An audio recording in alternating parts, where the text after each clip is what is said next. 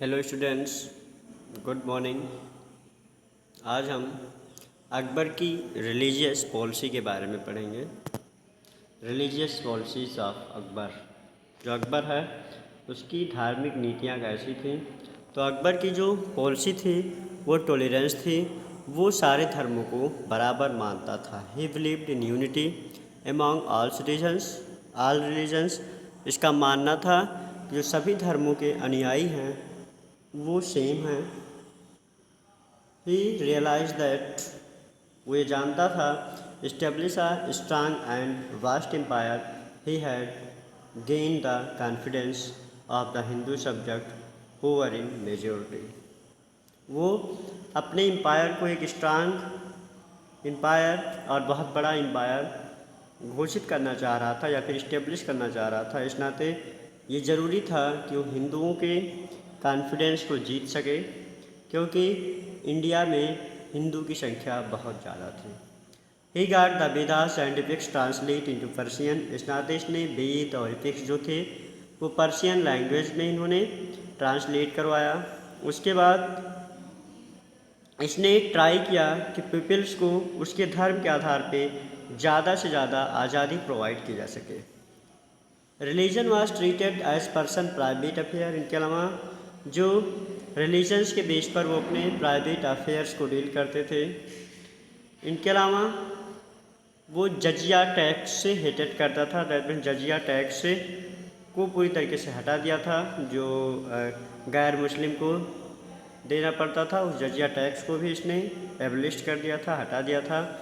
हिंदू वर permitted, Hindu को वो ये आज़ादी थी, परमिट था कि वो अपना मंदिर बना सकें। इनके अलावा अपने जो रिलीजियस फंक्शंस हैं उनको फ्रीली तरीके से सेलिब्रेट कर सकें। ठीक, इनके अलावा अकबर की कुछ और भी रिलीजियस पॉलिसी के बारे में हम देखेंगे। इसने इबादत खाना फतेहपुर सीकरी में बनवाया, जो एक रिलीजियस डिस्कशन के लिए एक हॉल टाइप का होता था, जिसमें टीचर्स और जो संत हुआ करते थे सभी धर्मों के लोग यहाँ बैठ करके अपने धर्मों के विचार प्रस्तुत करते थे। He was greatly influenced by liberal thinker named Sheikh Mubarak. इसके अलावा ये एक लिबरल थिंकर होते थे जिनका नाम था शेख मुबारक। इनसे बहुत प्रभावित थे। He also abolished pilgrim tax which the Hindus had pay while visiting Varanasi and Prayaga.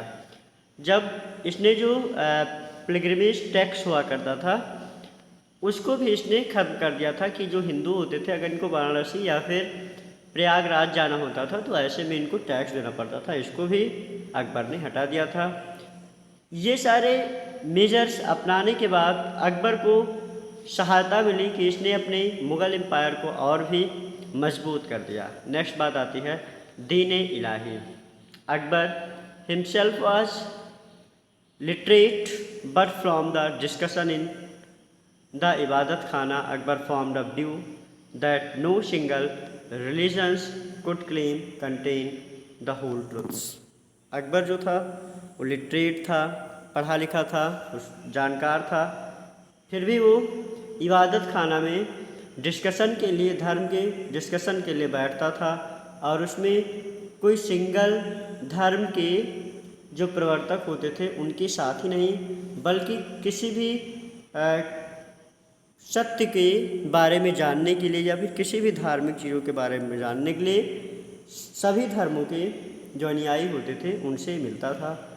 इन 1582 में इसने फाउंडेड किया एक न्यू रिलीजन्स जिसको कहा जाता था दीन इलाही और divine faith. It was based on the policy of drive monotheism, that is religion of one God. इसने अपनी डिवाइन मोनोथिज्म पॉलिसी अपनाई। दीन इलाही जिसका मतलब होता था कि जो गॉड है वो एक ही है, और इसने कहा it combine the ideas of many religion, जो बहुत सारे धर्मों के आइडियाज़ से प्रभावित होता था। The basic principle of Deen Ilahi were very simple. जो बेसिक प्रिंसिपल था दीन इलाही के, बहुत सिंपल था। उसमें उसने कहा था कि जो गॉड है वो पूरी तरीके से हम लोग गॉड के रिप्रेजेंटेटिव्स हैं। अकबर भी एक रिप्रेजेंटेटिव है। He discourage the killing animal and custom of sati giving cruel punishments criminal. इनके अलावा ये पूरी तरीके से पशुओं को की हत्या पर भी रोक लगाया था। इनके अलावा सती प्रथा और जो डिफरेंट सिस्टम होते थे उस पर भी इसने रोक लगाया, उसको इसने क्रिमिनल अफेंस कहा। इसके अलावा he follows the abstain from eating meat and least few days in a year. इसने मीट वगैरह खाने पे कुछ दिन ही घोषित किए थे। दे वुड वर्शिप ऑफ सन, ये सन का, फायर का और कुछ और सोर्स ऑफ लाइट की पूजा करने पे बल देता था। ये दान में भी प्रैक्टिस करता था और इसने अपनी प्रिंसिपल फॉलो किया था जिसको सुलह कुल, दैट में सबके लिए शांति की प्रार्थना करता था। नेक्स्ट इज अकबर कभी भी किसी पीपल को फोर्स नहीं करता था कि वो किसी एक धर्म को माने। दीन इलाही को डिसअपियर किया गया। इनके अलावा कुछ हिस्टोरियंस बताते हैं कि कहीं ना कहीं जो अकबर था, अकबर की जो रिलीजियस पॉलिसी थी वो अशोका के धम्मा पर पूरी तरीके से आधारित हुआ करती थी। अब यहाँ पे आपकी अकबर पूरी तरीके से कंप्लीट हो गया है। ठीक है, अकबर के बारे में हमने पूरी तरीके से पढ़ रखा है। उसमें हम लोगों ने देखा था कि अकबर एक बहुत ही ग्रेट सम्राट था मुग़ल एम्पायर का, जिसको मात्र 13 ईयर की एज में ही राज्य मिल गया था। लेकिन उस टाइम इसकी एज बहुत कम थी, तो इसके पास एक ट्विटर हुआ करते थे जिनका नाम बैरम खान हुआ करते थे। इसने सेकेंड बैटल ऑफ पानीपत लड़ा, जो हेमू के अगेंस्ट में लड़ा गया। उसके बाद इसको धीरे धीरे एक्सपीरियंस हो गया और ये भारत के ज़्यादातर प्रांतों में अपना कब्जा जमा लिया था। अकबर की रिलीजियस पॉलिसी में हम लोगों ने देखा कि इसके पास बहुत ही, ये सभी धर्मों को बराबर मानता था। इसका मानना था कि गॉड एक ही है और जो तमाम तरीके के हिंदुओं पर टैक्स लगाए जाते थे उस टैक्सेस को इसने एबलिश कर दिया था। Thank you.